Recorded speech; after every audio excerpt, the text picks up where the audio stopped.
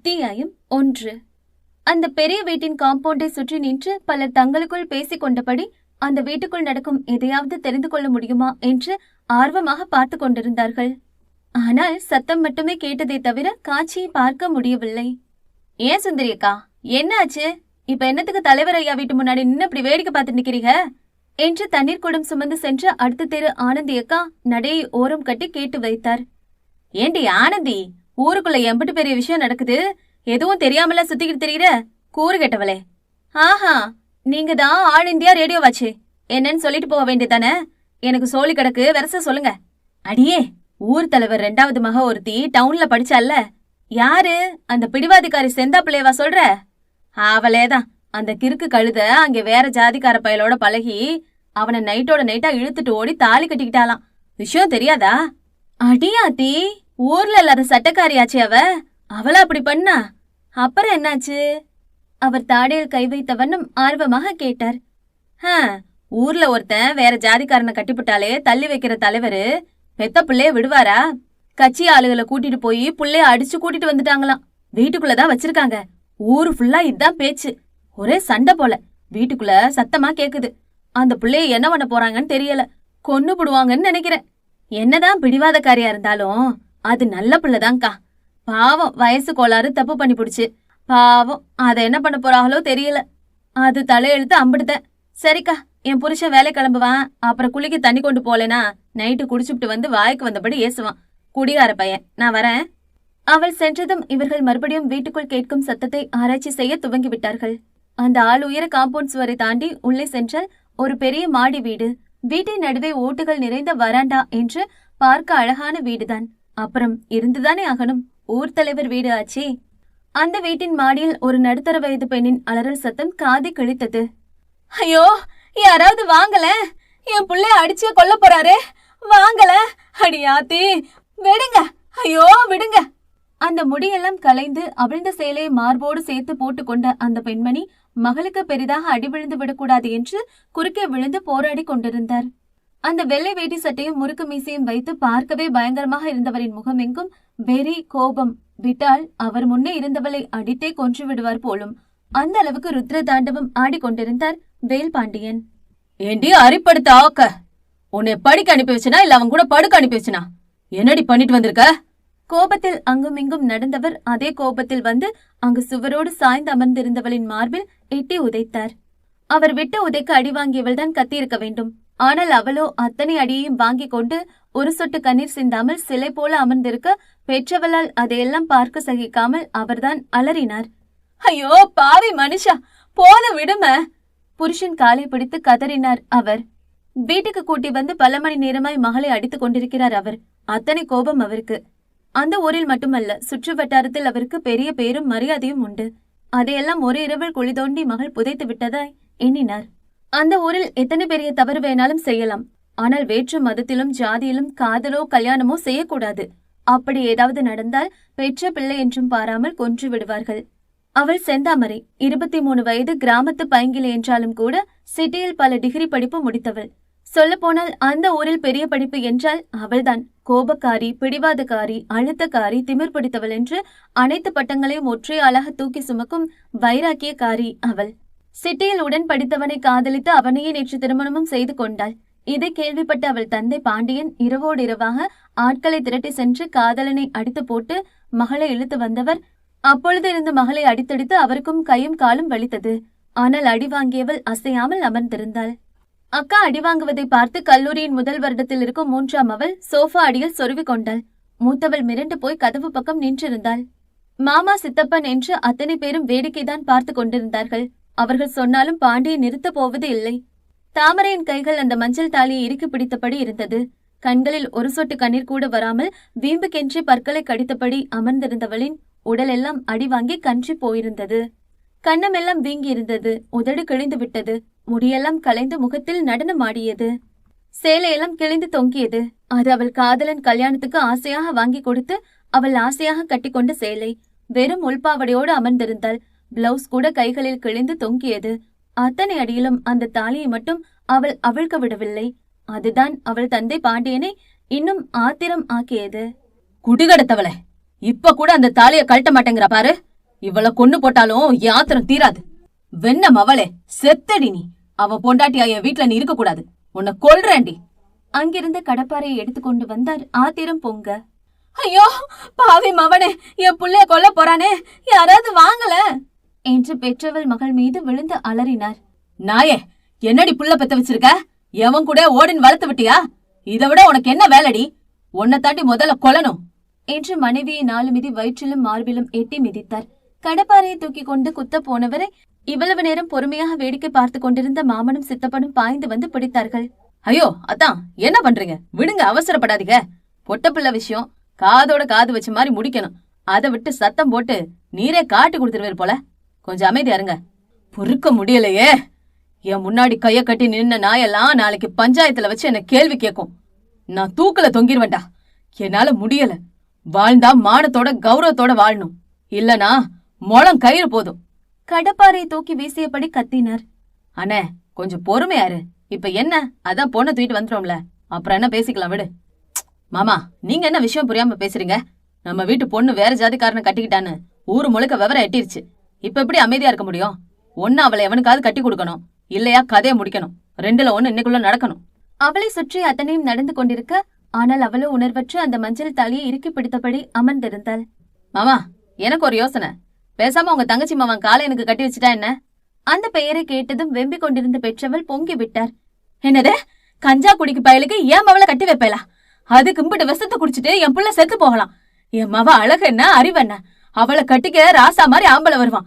போயும் போயும் ஒண்ணும் இல்லாத ஓலை குடிசையில பொழப்பு நடத்துற அந்த கஞ்சா குடிக்கு ஒரு நாளும் அவளை கட்டி கொடுக்க நான் சம்மதிக்க மாட்டேன். முடியை அள்ளி கொண்டையிட்டபடி எகிரி வந்த மனைவியை எட்டி உதைத்தார் பாண்டியன். அவர் சுவரோடு மோதி போய் விழுந்து அவர் கைகளில் அடி ஆனாலும் கத்தினார். ஏண்டி வெறும்பவ மவளே, அவளை வயசுக்கு வந்தது கட்டி கொடுக்கலான்னு எம்புட்டு சொன்ன. நீ தாண்டி குடி கெடுத்த. அவ பேச்ச கேட்டு படிக்க அனுப்பி இன்னைக்கு ஊரே சந்தி சிரிக்கிற மாதிரி வந்து நிக்கிறா. ஏதாவது பேசுனான்னு வை, குடுமி அறுத்து வீசி போடுவேன். எனக்கு மான மரியாதைக்கு அப்புறம் தான் பொண்டாட்டி பிள்ளைங்க எல்லாம். பொட்ட கழுதெல்லாம் புருஷன் கூப்பிடும் போது கூட இருக்க மட்டும்தான், மத்தபடி கூட கூட பேசக்கூடாது. வாய பொத்திக்கிட்டு இருக்கணும். அவர் மகளை அணைத்துக் கொண்டார். அந்த வீட்டை பொறுத்த வரைக்கும் இல்லை, அந்த ஊரை பொறுத்த வரைக்கும் பெண் என்றால் ஆண்களின் கால்களுக்கு கீழ்தான் இருக்க வேண்டும். வாய் திறந்து பேசுவது என்ன, தலை நிமிர்ந்து பார்ப்பது கூட குத்தம்தான். பாண்டியன் யோசித்தார். அவருக்கு இப்பொழுது மகள் வாழ்க்கையை விட அவர் கௌரவம்தான் பெரிது. அதனால் எதை பற்றியும் யோசிக்காமல் முடிவு செய்தார். பொண்டாட்டி குடிமை பிடித்து அந்த பக்கம் இழுத்து சென்றவர் ஒரு பக்கம் விஷபாட்டிலும் இன்னொரு பக்கம் தாலி கயிறையும் வைத்தார். இந்த விஷத்தை எடுத்தா உன் மவ சாவு, இல்ல இந்த கைத்தை எடுத்தா உன் மவளுக்கு நான் சொன்னவன் கூட கல்யாணம். எதுன்னு நீயே முடிவு பண்ணு. அவர் வெம்பி அழுதார். 1000 தான் இருந்தாலும் மற்ற பிள்ளைகளை விட அவருக்கு செந்தாமரை மீதுதான் பாசம் அதிகம்.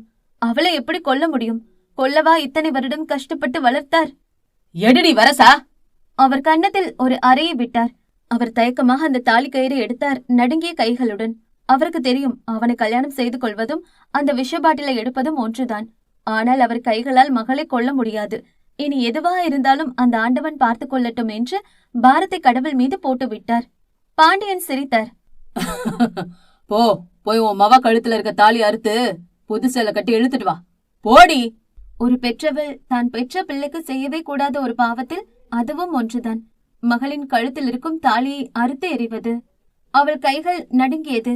மெல்ல உணர்ச்சியற்று அமர்ந்திருந்த மகள் முன்னே சென்று அமர்ந்தவர் நடுங்கிய கைகளுடன் அந்த தாலியில் கை வைக்க, இவ்வளவு நேரம் அமைதியாக இருந்த செந்தாமரை கண்களில் வெறியுடன் அன்னையின் கையை தட்டிவிட்டாள். பெற்றவள் மனம் துடித்தது. என்ன மன்னிச்சிரு தாமரை, ஒரு பெத்தவ பிள்ளைக்கு எதை பண்ணவே கூடாதோ அத பண்ண போறேன். என் பாவத்தை எங்க போய் கழுவுறதுன்னு தெரியலையே.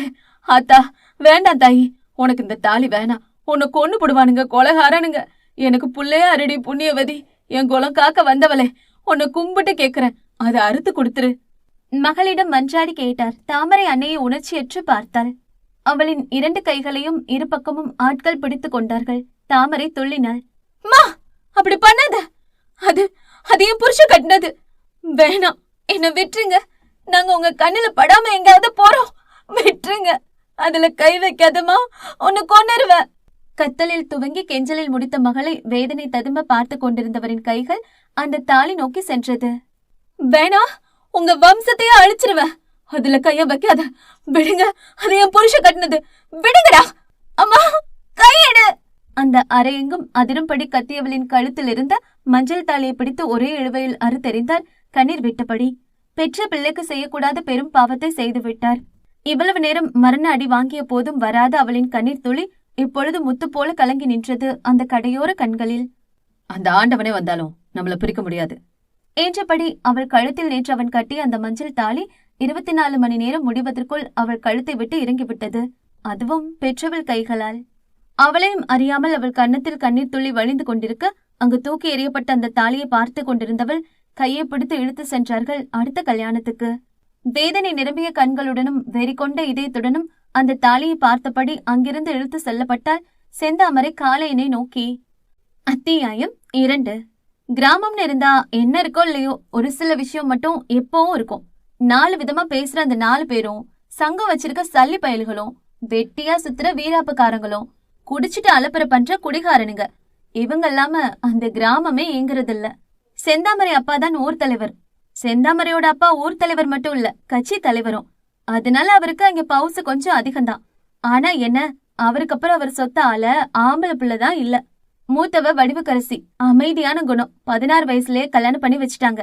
ஆனா இன்னும் குழந்தை இல்ல. அதனால மாமியார் வீட்டுல மலடின்னு சொல்லி அவ வாங்காத திட்டு இல்ல.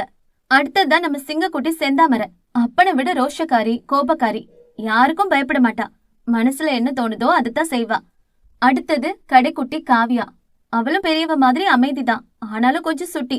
3 பொட்ட பிள்ளையா போக எப்படி பாண்டியனை சாச்சிட்டு அவர் இடத்துக்கு வரலான்னு பலர் அந்த பதவிக்கு போட்டி போட்டுட்டு இருக்காங்க. பாண்டியன் கூட பிறந்தது ஒரு அக்காவும் ஒரு தங்கையும். அக்காவை கொஞ்சம் வசதியான இடத்துல கட்டி கொடுத்துட்டாங்க. ஆனா தங்கச்சி வயக்காட்டுல வேலை செஞ்சு ஒருத்தரை இழுத்துட்டு ஓடி கல்யாணம் பண்ணிக்கிட்டதால எப்பவும் பாண்டியனுக்கு தங்கச்சிய பிடிக்காது. ஒரு கால் தூசி கூட தங்கச்சிய மதிக்கவும் மாட்டாரு. நல்லது கெட்டதுக்கும் கூப்பிடவும் மாட்டாரு. அவர் தங்கச்சி பையன்தான் நம்ம காளையன். பேருக்கு ஏத்த மாதிரி மாடு மாதிரி உழைக்க கூடியவ. ஆனா கூலி பணத்தை அன்னைக்கே குடிச்சு அழிச்சுப்பிடுவான். இதுல இந்த போத பழக்கம் வேற. பொதுவா ஊருக்குள்ள எவனும் நம்ம காளையன் கிட்ட வம்பு தண்டா பண்ண மாட்டாங்க. பாக்குறதுக்கே பயில்வான் பாடியும் கரடு முரடான தேகமும் கருத்த சிங்கக்குட்டி அவன். அது மட்டுமா, அவனுக்கு ஜெயிலுக்கு போறதெல்லாம் சினிமாக்கு போற மாதிரி. ஊர்ல பணக்கார பகட்டு பயந்தாங்கோலிங்க என்ன தப்பு பண்ணாலும் அதெல்லாம் பணம் வாங்கி அவன் செஞ்சதா சொல்லி ஆனா உன்ன ஜெயிலுக்கு போயிருவான். அதனாலே நம்ம காளையனுக்கு எவனும் பொண்ணு கொடுக்க முன் வரல. அது மட்டுமா, தங்க ஒரு வீடும் இல்ல, ஒரு ஓட்ட குடிசை மட்டும்தான் இருக்கு. எப்போ எதை பண்ணிட்டு ஜெயிலுக்கு போவான்னு தெரியாது. அவனுக்கு பொண்ணு கொடுத்துட்டு அல்லல் பண்ண முடியாதுன்னு சொல்லியே போற இடத்துல எல்லாம் பொண்ணு இல்லைன்னு சொல்லிடுவாங்க. மாமா வீட்டுல பொண்ணு இருக்குன்னு உரிமையா ஒரு தடவை காளையன் அம்மா அண்ணன் வீட்டுக்கு நம்ம செந்தாமரைய பொண்ணு கேட்டு போக, ஆனா பாண்டியன் அத்தனை பேர் முன்னாடி சாணிய மூஞ்சியில முக்கி அடிச்ச மாதிரி தாம்பூல தட்ட வெளியே தூக்கி எரிஞ்சது மட்டும் இல்லாம தகாத வார்த்தையால பேசி கஞ்சா குடிக்க பயலுக்கு பொண்ணு தரமாட்டேன்னு சொல்லிட்டாரு. அப்ப சபதம் எடுத்தா நம்ம காளையன் அத்தனை பேர் முன்னாடி வச்சு பாண்டியன் முகத்தை பார்த்து சொன்னான்.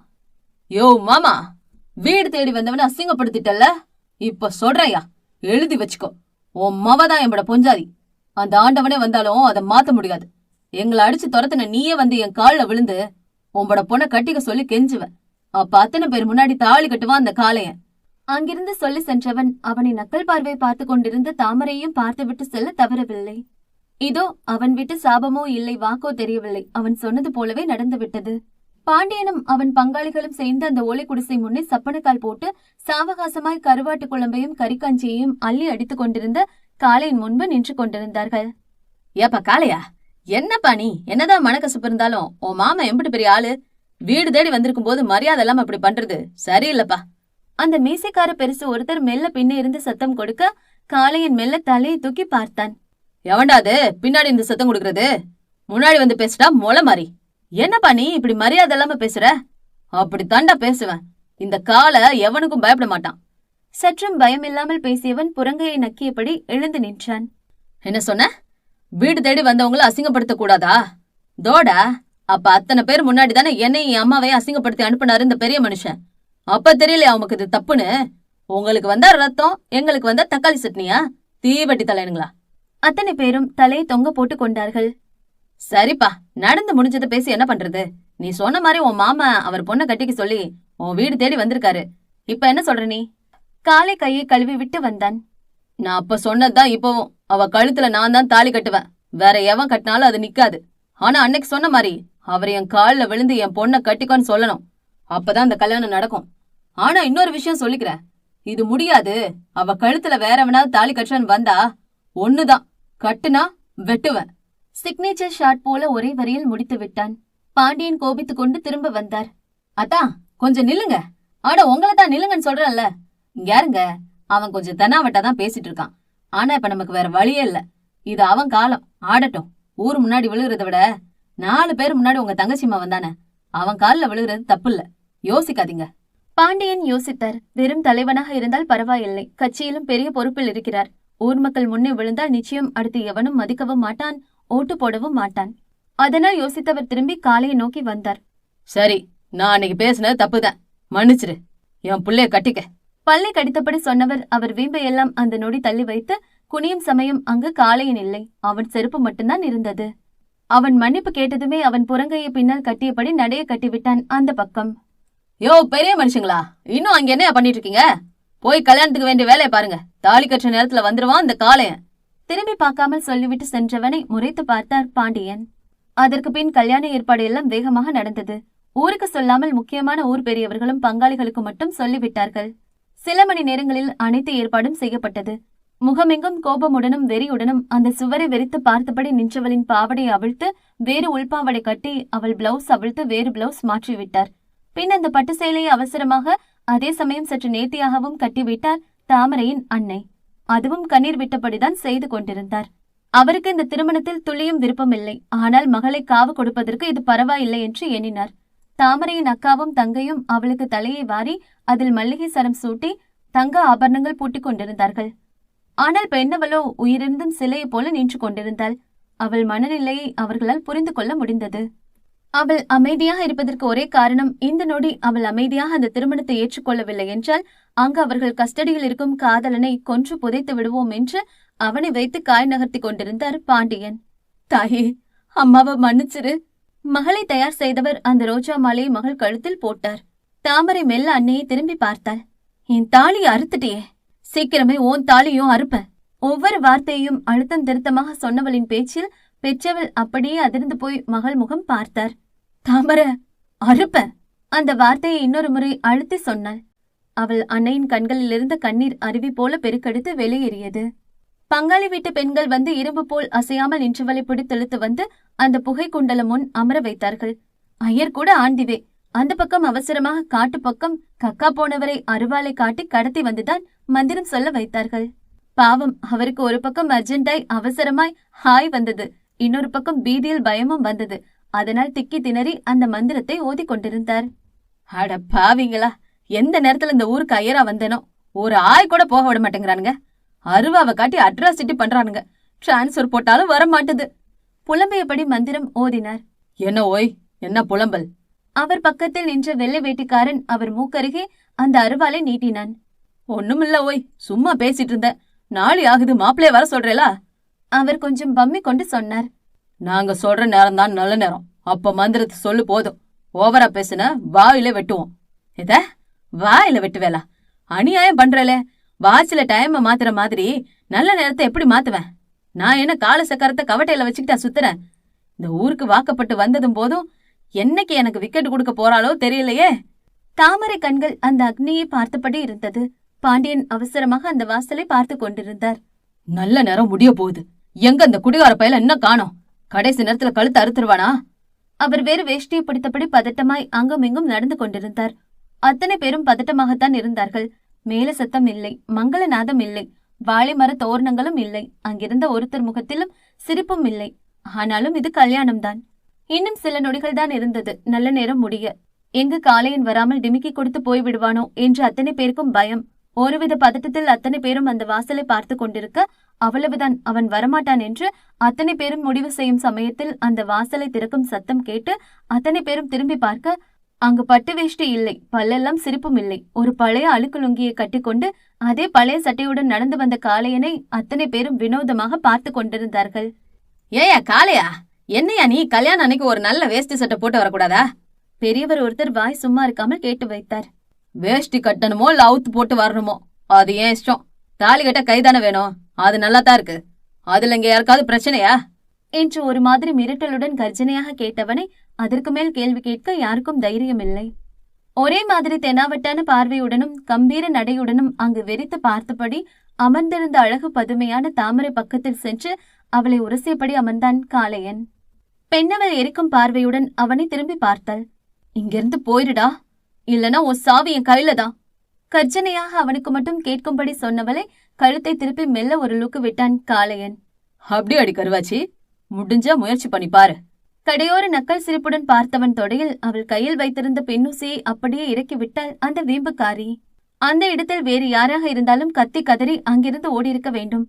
அந்த மொத்த ஊசியும் அவன் காலில் இறங்கிவிட்டது. ரத்தம் சட்டென எட்டி பார்த்தது. ஆனால் காளையின் சிறு சிரிப்புடன் அதை பிடுங்கி வீசி அவள் கையை பிடித்தான், சற்று வலிக்கும்படி. கடப்பாறைய பார்த்த வேண்டிய இந்த காளைய குண்டூசிக்கெல்லாம் கலங்குவனா என்ன? பெருசா பண்ண அடுத்த முறை என்று மிரட்சி இல்லாமல் சொன்னவன் அந்த தேங்காயிலிருந்த தாலியை வெடுக்கென்று எடுத்தான். நல்ல நேரம் முடிஞ்சு போச்சு. ஐயர் சற்று மிரட்சியுடன் சொன்னார். நேரத்துல என்ன நல்ல நேரம் கெட்ட நேரம்? நான் கற்று தாலி நங்குற மாதிரி நச்சு நிக்கும் கருவாச்சி கழுத்துல என்று அந்த தாலியை இறுக்கு பிடித்தவன் பெண்ணவளை நோக்கி திரும்பினான். உன்னு கொன்னிர் வேண்டா, கஞ்சா குடுக்கி கருவாயா? ரத்தமாக சிவந்த அவள் கண்களில் ஒரு சொட்டு கண்ணீர் துளி எட்டி பார்த்தது. பாப்போண்டி கருவாச்சி, தோல் குலுக்கி சொன்னவன் அவள் கழுத்தில் அந்த மஞ்சள் தாலியை கட்டி 3வது முடிச்சு போட வந்தவரை சிறு முறைப்புடன் பார்த்து ஓடவிட்டவன் 3வது முடிச்சையும் அவனே போட்டு முடித்து செந்தாமரை பாண்டியனை செந்தாமரை காளையன் ஆக்கினான். அத்தியாயம் 3. அந்த மஞ்சள் தாலியை வெறித்து பார்த்து கொண்டிருந்தாள் செந்தாமரை. இந்த ஜென்மத்துல நீயும் நானும் மட்டும்தான். அவள் காதலன் ஆசையாக சொன்ன வார்த்தையை அடித்து நொறுக்கியது அவள் கழுத்தில் அந்த காட்டான் கட்டிய தாலி. இந்த நொடி அவள் வாழ்க்கையின் மிகப்பெரிய எதிரி அவளை பெற்றவனும் காளையனும் மட்டும்தான். சிலை போல அமர்ந்திருந்தவளின் கையை பிடித்தெழுத்தான் காளையன். அவள் அசையாமல் அமர்ந்திருந்தாள். இது சரி வராது. அப்படியே அவளை கைகளில் தூக்கி விட்டான். தாமரை அவனை எரிக்கும் பார்வை பார்த்தாள். அந்த பார்வைக்கெல்லாம் பயம் கொள்ளும் ஆளா அவன்? தாமரையின் அன்னை முந்தானை கொண்டு வாயை பொத்தி அழுதார். பெரியவங்க காலில் விழுந்து ஆசீர்வாதம் வாங்கிக்கோங்க. ஒருத்தர் கூட்டத்திலிருந்து சத்தம் கொடுத்தார். பாண்டியனும் அவர் மனைவியும் சேர்ந்து நின்றார்கள். காளையின் தாமரை தூக்கி கொண்டு மாமனார் முன்னே போய் நின்றான். அவன் தன் காலில் விழுவான் என்று அவர் ஆர்வமாக எதிர்பார்க்க, ஆனால் அவனோ ஒரு நக்கல் சிரிப்புடன் சிரித்தவன் அவரை தாண்டி அங்கு பக்கத்தில் ஒரு பழைய சேலையுடன் அமைதியான முகத்துடன் நின்று கொண்டிருந்த அன்னை அருகே சென்று அவளை இறக்கிவிட்டான். மா, இந்த காளையன் பெத்தவளை தவிர வேற யார் காலையும் விழுக மாட்டான். பாண்டியன் முகம் பொசுங்கி போன புஷ்வானம் போல மாறியது. கால அவர் அன்னை பதட்டத்துடன் பார்த்தார். பண்ணுமா? அவர் அன்னை காலில் விழுந்தவன் அங்கு வீம்புடன் நின்று கொண்டிருந்த தாமரையின் கையையும் பிடித்து இழுத்து ஆசீர்வாதம் வாங்க வைத்தான். பாண்டியன் அத்தனை பேரையும் அசிங்கப்படுத்துவான். ஆனா அவன் மருமக ஒரு நாள்லே காலிலே விழ வச்சுட்டான். இன்னும் என்னவெல்லாம் பண்ண போறானோ? சுற்றி இருந்தவர்கள் எல்லாம் முணங்கி கொண்டார்கள். சரி, இனிமே நம்ம அரண்மனைக்கு போகலாமா? தாமரை கையை அழுத்தி பிடித்தான் காளையன். இல்லப்பா, இன்னைக்கு இங்கதான் இருக்கணும். முதலிரவு பொண்ணு வீட்டுல தானே. இதான் காலகாலமா நடக்கிற நம்ம சம்பிரதாயம். சுற்றி இருந்தவர்கள் எல்லாம் எடுத்து சொல்ல காளையன் கேட்கவில்லை. கடைசியில் எப்படியோ சொல்லி புரிய வைக்க வேறு வழி இல்லாமல் ஒப்புக்கொண்டான் அவன். எனக்கு வேலை இருக்கு, நான் வெளியே போய் வரேன். வரும்போது நல்ல வெடக்கோழியா அடிச்சு வைங்க அத்த. வேண்டுமென்றே நக்கலாக சொல்லியவன் லுங்கியை தொடை தெரிய ஏத்தி கட்டி விசில் அடித்தபடி அங்கிருந்து கிளம்பி செல்ல ஏதோ புயல் வந்து ஓய்ந்தது போல இருந்தது அவர்களுக்கு. அந்த அந்தி சாயும் வேலை மொட்டை மாடியில் நின்று வானத்தை வெறித்து பார்த்து கொண்டிருந்தாள் செந்தாமரை. அவள் சிந்தனை நேற்றைய நாளை நோக்கி சென்றது. அவள் மஞ்சத்தில் உரசிய தாலியை தொட்டு பார்த்தவள் அவள் முன்னே சிரிப்பு விலகாமல் நின்று கொண்டிருந்த காதலன் மித்ரனை கண்டு அழகாக சிரித்துக் கொண்டிருந்தாள். இதெல்லாம் கனவு மாதிரி இருக்கு மித்ரன். ஆனாலும் என் அப்பாவுக்கு இந்த விஷயம் தெரிஞ்சிருமோனுதான் கொஞ்சம் கவலையா இருக்கு. மித்ரன் அவள் கைகளில் இறுக்கம் கொடுத்தான். கவலைப்படாத தாமரை, நான் இருக்கேன். நம்ம காதல் உன்னதமானது. நம்மள யாராலையும் பிரிக்க முடியாது. இன்னும் கொஞ்ச நாள் தான். ஃபாரின் போக எல்லாமே ரெடி பண்ணிட்டேன். அப்புறம் நம்ம ஃபாரின் போயிடலாம். தாமரை மெல்ல அவன் தோளில் சாய்ந்து கொண்டாள். அவளின் நண்பர்களும் அவன் நண்பர்களும் இருவருக்கும் சேர்த்து டீ வாங்கி வந்தார்கள். ரிஜிஸ்டர் மேரேஜ் முடிச்சதும் ஒன்னும் பிரச்சனை இல்ல. அதுக்கப்புறம் யார் நினைச்சாலும் யாராலையும் நம்மள பிரிக்க முடியாது. இருவரின் நண்பர்களும் அவர்களை கிண்டல் செய்தார்கள். ஆனால் அதையெல்லாம் ரசிக்கும் மனநிலையில் அவள் இல்லை. அவளுக்குத்தானே தெரியும் தந்தையை பற்றி. அவள் இதயம் ஒரு மாதிரி அடித்து கொண்டது. இதோ ரிஜிஸ்டர் மேரேஜ் செய்ய அவர்கள் அந்த கடையிலிருந்து கிளம்பும் நேரம் சரட்டென்று வரிசையாக வந்து நின்றது அந்த வெள்ளை நிற கார்கள். காரை பார்த்ததும் தாமரைக்கு புரிந்தது அது தந்தை என்று. ஐயோ மித்ரன், அப்பா வந்துட்டாரு, வாங்க போயிடலாம் பிளீஸ். பெண்ணவள் பதறினாள். அவளுக்கு தந்தை பற்றி கவலை கிடையாது. ஆனால் மித்ரனுக்கு ஏதாவது ஆகிவிடுமோ என்று பதறினாள். தாமரை, டோன்ட் பேனிக், நான் இருக்கேன். ஐயோ மித்ரன், உனக்கு அப்பாவை பத்தி தெரியாது, வா.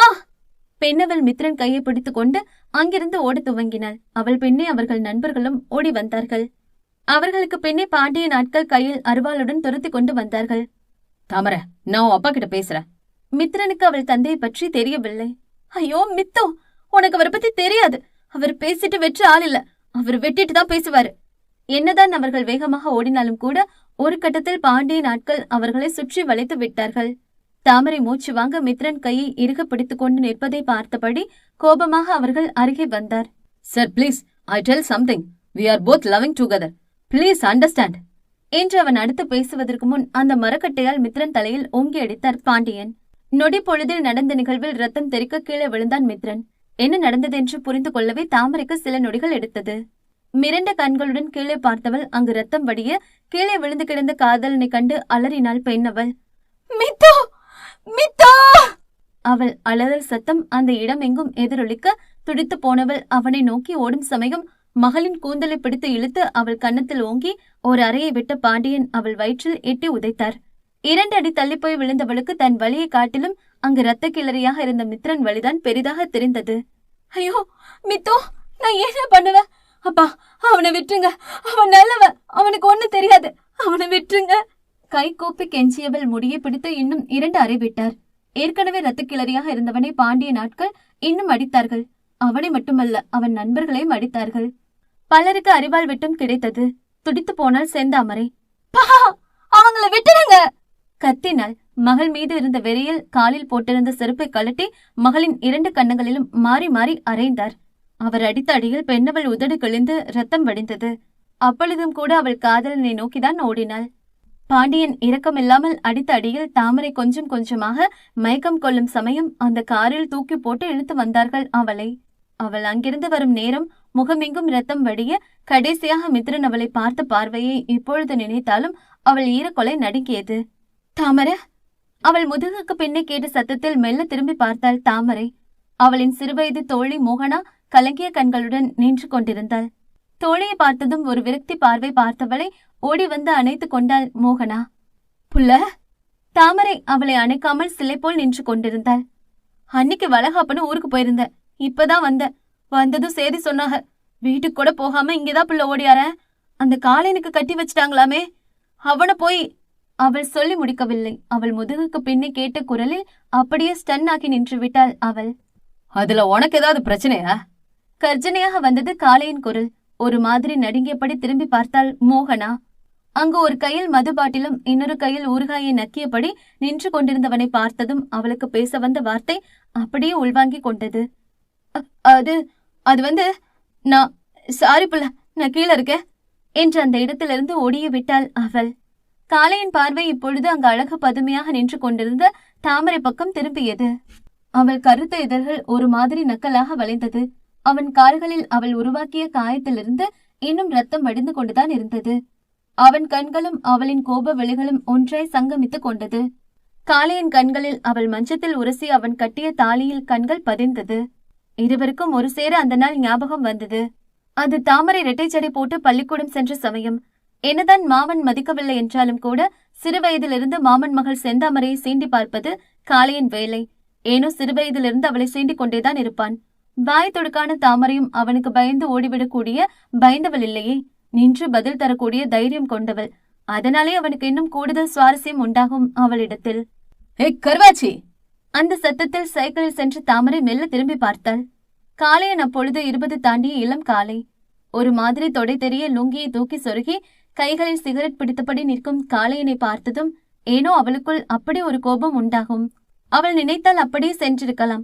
ஆனால் அவளும் வீம்பு பிடித்தவள் ஆயிற்றே, அப்படியே விட்டு செல்வாளா என்ன? சைக்கிளுக்கு ஸ்டாண்ட் போட்டு நிறுத்திவிட்டு முன்னால் கிடக்கும் ஜடையை தூக்கி பின்னால் போட்டபடி வீம்புடன் நடந்து வந்து அவன் முன்னே நிற்பாள், முகமெங்கும் கோபமுடன். டே கஞ்சா குடிக்கி கருவாயா, யாரு பார்த்து கருவாச்சின்னு சொல்ற? சீம கட்ட பிஞ்சு போயிடும் என்று அந்த மூக்கு சிவக்க பேசுபவளின் வீரத்தில் அவனுக்கு சிரிப்புதான் வரும். அந்த ஊருக்குள் காளையனை எதிர்த்து மட்டுமல்ல, மிரட்டி பேசும் ஒரு ஜீவன் அவள் ஒருத்தி என்பதில் எந்த சந்தேகமும் இல்லை. பெரிய பெரிய பிஸ்தாவை பயந்து விலகி செல்லும் பொழுது அந்த ஸ்கூல் செல்லும் பருவகிளி அவனை இத்தனை தைரியமாக திட்டினால் சிரிப்புதானே வரும் அவனுக்கு. இப்ப என்னத்த காமெடி சொல்லிவிட்டாங்கன்னு பல்ல காற்ற? இன்னொரு முறை என்ன கருவாச்சின்னு சொன்ன செவட்லயே அடிப்பேன். கட்டிக்க போறவன இப்படிதான் பேசுவா கருவாச்சி? புருஷனுக்கு மரியாதை கொடுக்கணும்னு தெரியாதா? கஞ்சா குடிக்கி, யாருக்கு யார்டா பொண்டாட்டி? பொசக்கெட்ட பயலுக்கு பொண்டாட்டி கேக்குதா? எம்பட அழகுக்கு தேசிங்கராஜா கணக்கா மாப்பிள்ள வருவானாக்கும் என்ன தூக்கிட்டு போக. நீ யாருடா எனக்கு புருஷனாக? அந்த வயதிலும் துடுக்காக பேசியவள் பேச்சில் கீழ் உதட்டை வருடி சென்றது அவன் ஈரம் படிந்த நாக்கு. உன்னை கட்டிக்கு எவன் வேணாலும் வரலாம், ஆனா ஏன் தாலி தாண்டி உன் நெஞ்சில உரச போகுது. மனசுல வச்சுக்க, என்னைக்கா இருந்தாலும் இந்த மாமன் தாண்டி உனக்கு மணவாள. உன் அப்பா மட்டும் இல்லடி, உன் கொப்பனுக்கு கொப்பம் வந்தாலும் என்ன புடுங்க முடியாது. போ, நீதான் என்னைக்கா இருந்தாலும் என்பட பொஞ்சாதி. காலர் தூக்கி சொன்னவனின் பேச்சில் வெறியானவள் கீழே கிடந்த கருங்கல்லை எடுத்து அவன் நெற்றியில் வீசினாள். நெற்றியில் அவள் செய்த காயத்தால் ரத்தம் வந்த போதும் அதை சுண்டு விரல் கொண்டு துடைத்து விட்டவன் சிரித்துக் கொண்டான். பொடி கருவாச்சி, ஒரு நாள் அது நடக்க தாண்டி போகுது. அப்ப தெரியும் அந்த மாமா யாருன்னு என்று அவன் கத்தி சொன்ன வார்த்தை இந்த நொடி இருவருக்கும் ஞாபகம் வந்தது. தாமரை கண்கள் சிவக்க அவனை வெறித்து பார்த்தாள். நான் சொன்ன மாதிரியே நடந்துருச்சு பாத்தியா என்பது போல வெற்றி புன்னகை சிந்தினான் காளையன். இங்கு வேறு வேறு துருவங்கள் எதிரெதிர் நிற்க இருவருக்கும் முதலிரவிற்கான ஏற்பாடுகள் நடந்து கொண்டிருந்தது. கீழே பார்வையாலே அவனை பொசுக்கிக் கொண்டிருக்கும் பெண்ணவள் இரவு என்ன செய்ய போகிறாள்? இன்னைக்கு கதை உங்களுக்கு ரொம்ப பிடிச்சிருக்கும் நம்புறேன். கதை பற்றின கருத்துக்களை கமெண்ட் செக்ஷன்ல பதிவிடுங்க. அப்படியே வீடியோவை லைக் பண்ணி உங்களோட ஃப்ரெண்ட்ஸ் அண்ட் ஃபேமிலிக்கும் ஷேர் பண்ணுங்க. இந்த கதையோட தொடர்ச்சி அடுத்த வீடியோல வரும். அது வரைக்கும் உங்களிடமிருந்து விடைபெறுவது நான் உங்கள் ஆர்ஜே மோனிகா.